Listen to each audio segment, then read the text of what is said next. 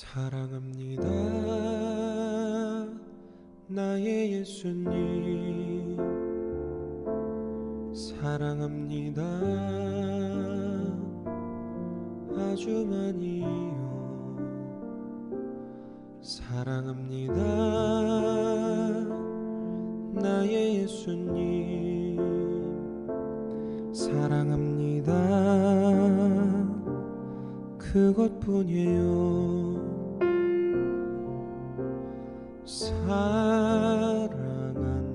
아들아, 내가 너를 잘 아노라. 사랑한다 내 딸아, 내게 축복 더하노라.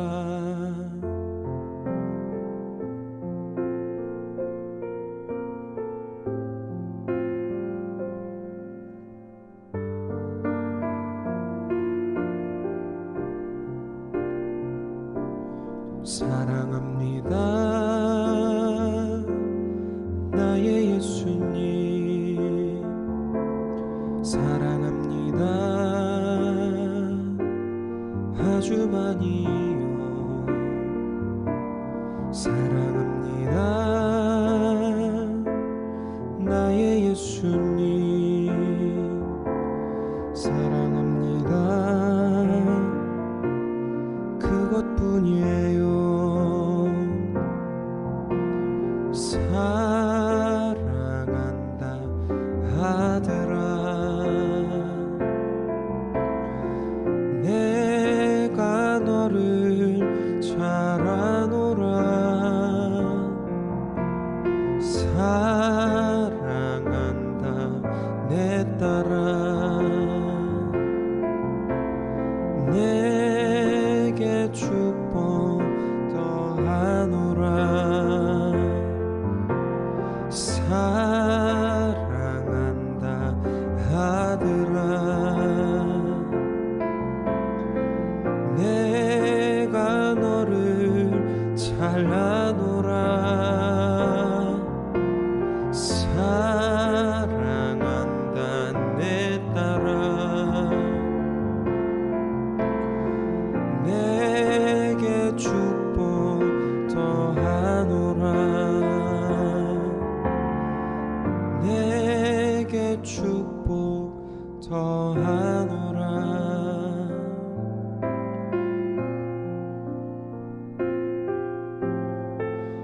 내게 축복 더하노라.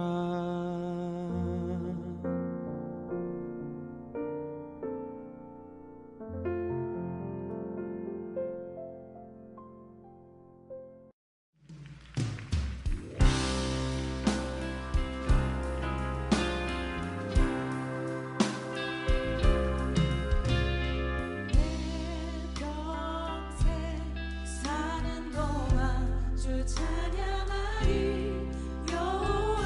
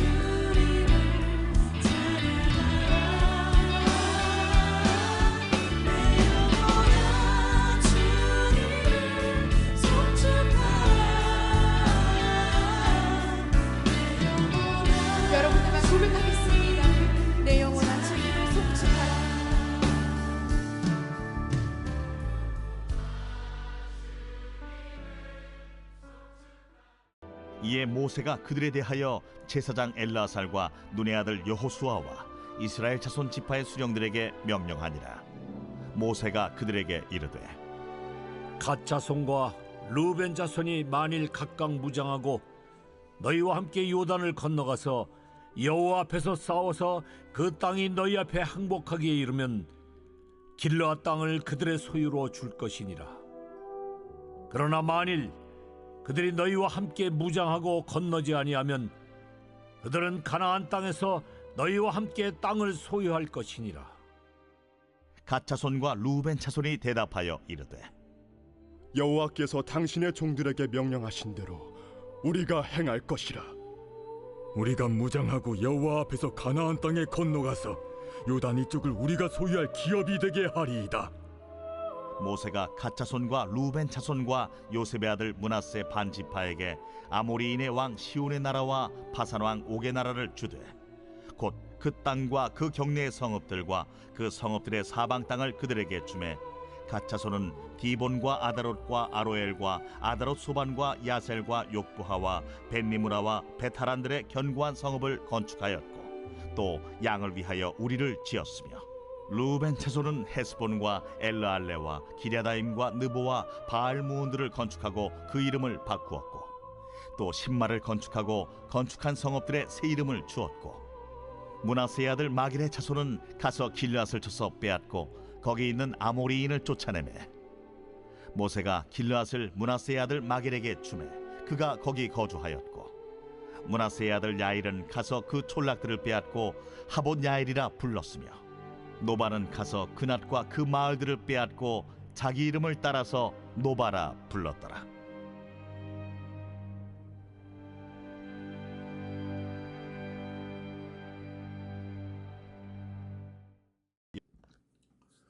좀 엉뚱한 생각일 수 있겠지만 오늘 본문을 묵상하면서 저는 주님이 만약 겟세마네 동산에서 기도하실 때 아버지의 뜻대로 하옵소서 하고 순종하지 않고 당장 죽음을 피하여 살고 싶은 마음에 십자가를 피해 도망갔다라면 어떻게 되었을까? 또는 주님이 직접 십자가에서 돌아가지 않으시고 제자들 중에 누가 대신 돌아가게 했으면 어찌 되었을까 하는 상상을 해보았습니다. 주님 대신에 십자가에 달리려면 베드로는 전날 밤에 주님을 부인하기도 했지만 욱하는 그 성격 때문에 아마 안 될 것 같고 또 다른 제자 중에는 그래도 요한이 그 중에는 순해서 주님의 말씀을 잘 듣고 또 주님을 잘 따름으로 요한에게 십자가를 지라고 했다라면 그는 무엇이라고 했을까 하는 묵상이 아닌 상상을 해보았습니다. 어떻게 되었든 2000년 전 세상의 중심인 로마도 아닌 변방의 조그만 나라의 도시 예루살렘 외곽에서 주님이 그렇게 십자가에 달려 돌아가시지 않았다라면 오늘 지금 우리 인류의 역사는 많이 바뀌었을 것입니다. 하늘나라에는 아직 하나님의 우편 보좌는 비어 있을 것이고 또 주님은 하나님의 아들로 세상에 오셨지만 주님은 그저 그런 한 인간으로서의 범부의 삶을 마치고 하늘 영광의 자리에 오르지는 못하셨을 것입니다. 우리는 아직도 죄사함을 구하면서 짐승의 피를 뿌리는 제사를 드리고 죄의 멍에를 벗지 못하고 우리 영혼은 죄의 굴레에 여전히 묶여 있고 성령님이 주시는 우리 영혼의 자유함을 모르고 육신에 매여서 살고 있을 것입니다. 주님은 하나님의 아들로 신성을 지닌 분이었지만 더불어서 우리와 똑같이 십자가에서 피 흘리고 돌아가신 육신의 인성을 지닌 분이었습니다. 주님도 우리와 같은 두려움과 불안한 마음이 있었지만 하나님의 뜻에 순종하여서 땀이 피가 되어 흐르도록 번민의 기도를 드리시고 십자가를 지고 골고다를 오르신 것입니다. 너무나 당연한 말이지만 주님이 십자가의 길을 가심으로 말미암아 우리 모두는 죄로부터 자유함을 얻게 되었고 무엇보다 주님 자신도 천국에서 영광의 자리에 오르신 겁니다. 제가 감히 알 수는 없겠지만 한 인간으로서 주님은 어떻게 그 밤에 죽음의 공포와 두려움을 이기고 하나님의 뜻을 따라 자신을 버리는 판단을 하고 십자가의 길을 선택하실 수 있었을까라는 생각을 하게 됩니다. 우리 인간의 삶은 늘 무엇을 판단하고 결정하는 선택의 연속인데 우리는 그런 선택과 결정을 할 때 늘 가능한 경우들을 계산하고 그 중에서 나에게 가장 유리하거나 이득인 쪽으로 결정과 선택을 합니다. 즉, 우리의 판단의 근거는 나에게 도움이 되고 이득이 되는 쪽인 것입니다. 나에게 이득이 되는 판단의 근거는 가장 보편적으로는 돈이 될 수 있겠고 또 건강이 될 수도 있겠고 세상에서의 지위와 명예가 될 수도 있고 나의 자녀와 가족이 될 수도 있겠습니다. 그러나 우리는 믿는 자들이므로 당연히 하나님의 말씀, 우리의 믿음이 가장 중요한 우선순위가 되어야 하지 않을까 생각합니다. 믿음이 좋은 분들은 담대한 믿음으로 결정하시겠지만 저는 개인적으로는 아직도 세상과 하나님의 나라 사이에서 그런 미혹함 때문에 그저 주님의 말씀을 따르려고 애쓴다고 말하는 것이 부끄럽지만 좀 더 솔직한 고백입니다. 제가 이렇게 서두를 시작하는 이유는 오늘 본문에서도 가나안을 정복하라는 하나님의 지시와 말씀을 따르기보다 먼저 세상적인 계산으로 요단강 동편에 이미 점령한 땅에 머무르려고 하는 두 지파들의 이야기가 나오기 때문입니다. 성경에서는 동편의 땅을 달라고 요청하는 갓과 로벤 지파가 요단강을 넘지 않겠다고 말하지는 않았지만 문맥으로 볼 때는 그들은 전쟁의 자리에 나아가기보다 이미 차지한 땅에서 머무르고 싶은 생각이 더 많았던 것으로 보입니다. 지난 주일 목사님의 선교 보고 내용처럼 오늘 본문에 나오는 지역은 요단강 서편, 지금 요르단의 수도 암만에서 남서쪽으로 조금 아래 사해에서 보면 동편입니다. 이제 요단강을 건너면은 여리고가 나오고 지금의 이스라엘 땅 가나안으로 들어가게 됩니다. 오늘 본문의 요단강 서편의 땅은 지금은 이 지역이 요르단의 영토이고 현재 이스라엘의 영토는 요단강 동편만이 되었습니다.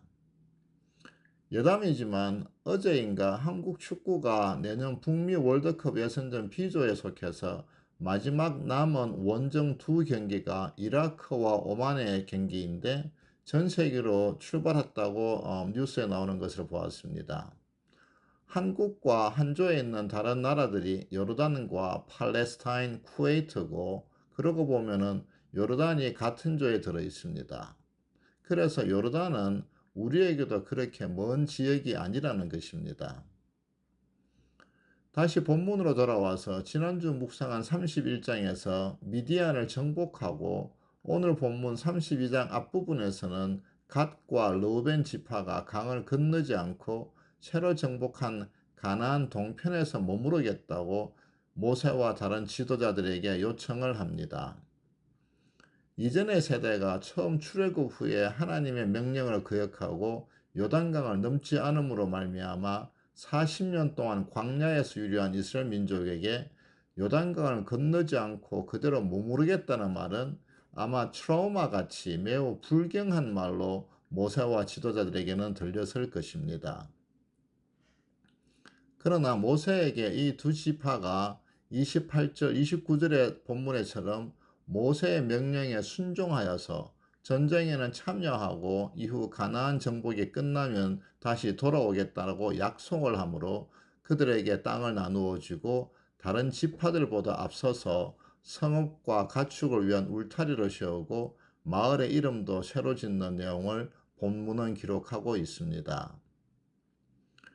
그리고 33절에서 보면 므낫세 반 지파가 같이 남는다고 나옵니다. 므낫세 반이라는 지파도 있는가 싶었는데 말 그대로 므낫세 지파의 절반이라는 뜻입니다. 요셉에게는 두 아들 므낫세와 에브라임이 있었는데 그들이 12지파로 포함되고 므낫세 지파는 절반은 요단강을 넘어가고 나머지 절반은 요단강 동쪽을 차지하고 정착하게 된다는 것입니다. 그래서 본문에서는 므낫세 반 지파라고 기록되어 있는데 므낫세 지파의 절반이라는 뜻입니다. 이후에 가나안 정복 전쟁이 시작되고 이스라엘 민족이 가나안 땅을 차지한 후에 갓과 르우벤 지파는 요단강 동편으로 돌아가고 므낫세 지파의 절반은 요단강 서쪽에서 땅을 받고 나머지 절반은 요단강 동쪽, 오늘 본문의 땅으로 돌아가는 내용이 여호수아 22장에 나옵니다. 오늘 본문을 묵상하면서 얻게 되는 교훈은 눈앞의 개인적인 이익처럼 보이는 것에 미혹되기보다 민족 전체의 공동의 이익을 따를 때 모두에게 유익이 된다는 점입니다. 이스라엘 민족 전체의 이익은 결국 하나님의 명령이었고 믿음의 눈으로 볼 때 우리는 좀 더 멀리 큰 그림을 볼 수 있다는 것입니다. 오늘도 주님의 십자가에서 배우는 것은 기도로 육신의 미혹함을 이기는 주님의 순종입니다. 때로는 우리가 하나님의 말씀을 따르기 어려운 것은 하나님의 말씀을 따르는 것이 자칫 나를 희생하는 것처럼 생각되기 때문일 수 있겠습니다. 하지만 주님도 하나님의 말씀에 순종하지 않고 십자가의 죽음을 거부했다라면 평범한 인간으로 삶을 마쳤을 수도 있었다는 생각을 하고 보면 주님 또한 십자가를 지심으로 하나님의 우편 영광의 보좌에 오르실 수 있었던 것입니다. 결국 하나님의 말씀이 사실은 무거운 것처럼 보이지만 우리에게는 가장 최선의 길인 것입니다. 그래서 주님은 너희는 내게서 배우라 내 멍에는 쉽고 내 짐은 가볍다고 말씀하십니다. 우리가 자신의 유익을 취하는 판단을 하는 것은 잘못되거나 부끄러운 것이 아니고 어떻게 보면 타당한 것입니다. 문제는 우리가 어떤 기준으로 우리가 판단을 하느냐는 것이고 우리의 판단의 기준이 세상적인 탐욕과 욕심에 있다라면 그런 판단의 끝은 불행의 길이 되는 것입니다. 우리가 세상에서 더 많은 것을 누리고 소유하려는 것에만 그친다면 그 길은 많은 세상 사람들이 들어가는 부끄러운 길이 되고 잘못된 판단의 근거가 되는 것입니다. 좁은 문으로 들어가라 멸망으로 인도하는 문은 크고 그 길이 넓어 그리로 들어가는 자가 많고 생명으로 인도하는 문은 좁고 그 길이 협착하여 찾는 자가 적음이라고 주님은 마태복음 7장 13절에서 말씀하십니다. 우리 삶에서 가장 최선의 선택, 최고의 기준은 결국은 하나님의 말씀, 주님의 제자의 길이고 생명의 길인 것입니다. 당장 눈앞에 보이는 것이 좋은 것이 아니라 결국은 하나님의 말씀을 따를 때 그 선택이 나를 가장 이롭고 영화롭게 하는 최고의 기준이 된다는 것입니다. 주님이 세상의 기준으로 보면은 비참하게 십자가에서 돌아가셨지만 하나님의 나라에서는 하늘 영광 보좌에 오르심으로 그 영광의 길을 먼저 보여주셨고 우리는 주님의 제자로 그 길을 따라갈 때 우리는 세상을 이기고 세상이 주지 못하는 평강을 누리며 하나님의 나라에 비로소 이룰 수 있습니다. 두 번째는 그래서 우리는 그 길로 인도하시는 가이드가 되는 즉 성령님을 따라가야 한다는 것입니다. 우리는 육신을 지니고 만져지고 눈에 보이는 것에 익숙하여서 살고 있으므로 많은 경우 성령님의 임재와 음성을 듣는 데는 익숙하지 않습니다. 저 역시 이런 것은 잘 알지 못해서 믿음이 좋은 분이나 기도를 많이 하시는 분들을 만나면은 어떻게 좀 더 깊은 기도를 하시는지 그런 방법이 있는지 물어보곤 합니다. 자칫 잘못 말하면 신비주의적인 것처럼 들릴 수도 있어서 조심스럽고 또 제 자신은 참 많이 부족하지만 제가 아는 것으로 말씀을 나누고 싶습니다. 요한복음 14장 26절에서 보면 보혜사 곧 아버지께서 내 이름으로 보내실 성령 그가 너희에게 모든 것을 가르치고 내가 너희에게 말한 모든 것을 생각나게 하리라라고 주님은 말씀하십니다. 성령님은 주님이 세상을 떠나시면서 우리에게 보내주신 분입니다. 우리보다 더 하나님의 나를 잘 아시고 또 우리를 인도하실 수 있는 분이고 요새 말로 하면은 주님이 우리가 무조건 믿고 따라도 된다고 코사인 하시는 내지는 보증을 하시는 존재입니다. 성경은 성령의 9가지 열매, 즉 성령의 본성과 성품으로 사랑, 희락, 화평, 오래 참음, 자비, 양선, 충성, 온유와 절제라고 갈라디아서 5장에서는 말합니다. 우리의 삶에서, 우리의 성품에서 이런 것이 드러난다라면은 우리는 성령을 따르고 있는 것입니다. 우리가 어떤 상황에서도 이런 성품을 잃지 않는다라면 그분은 성령님이 함께 하시는 분이라고 할 수 있을 것입니다. 그리고 이런 9가지의 성품은 복수가 아니고 단수로 기록되어 있다고 합니다.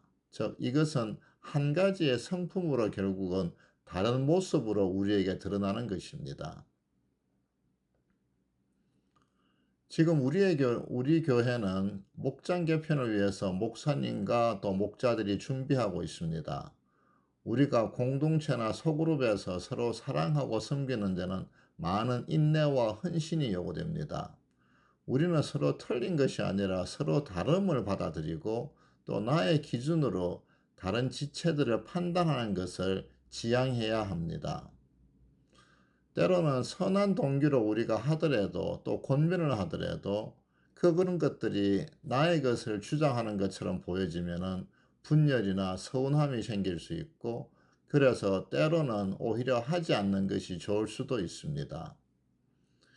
많은 사람들과의 관계에서 때로는 저 자신도 마음에 분이나 또 서운하거나 그리고 또 저를 드러내려고 하는 마음이 생길 때 성령님이 내 마음을 지켜주시옵소서 그리고 저에게 이런 부정적인 마음을 이기고 주님의 평안을 달라라고 저는 기도합니다.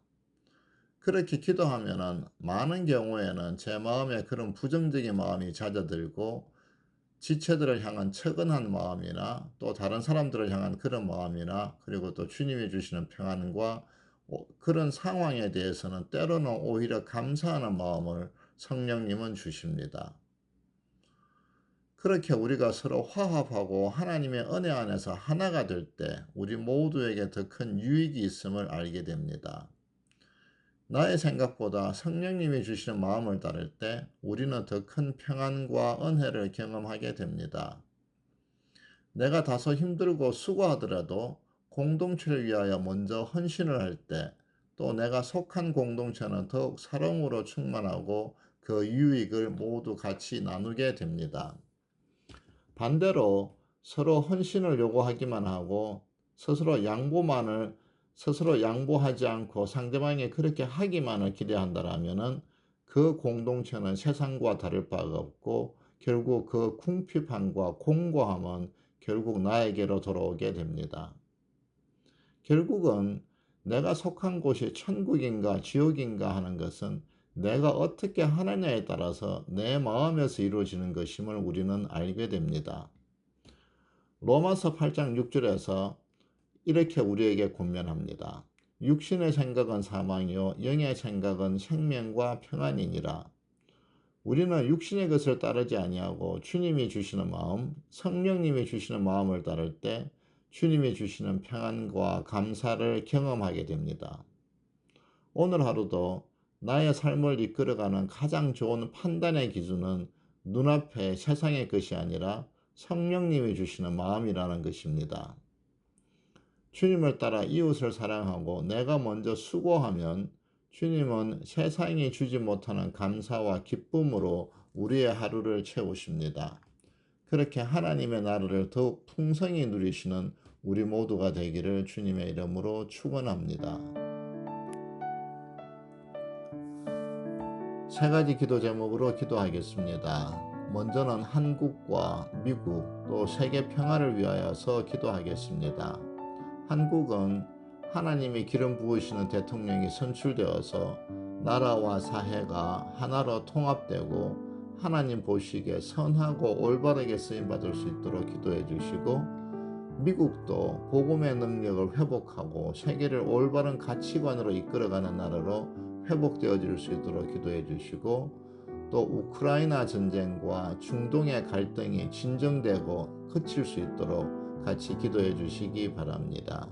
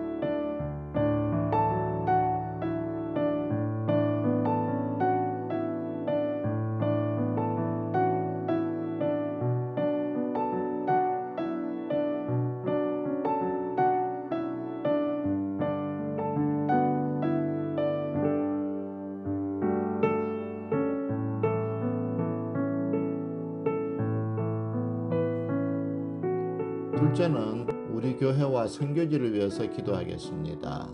투병 중인 지체들이 속히 건강을 회복하고 이런저런 어려움 중에 있는 지체들이 하나님이 주시는 평안과 도우심으로 고난의 시간을 이길 수 있도록 주위에 우리 지체들의 이름을 부르면서 기도해 주시고, 또 여름과 가을에 파송되는 단기 선교팀들과 선교지의 선교사님들을 위해서 같이 기도하겠습니다.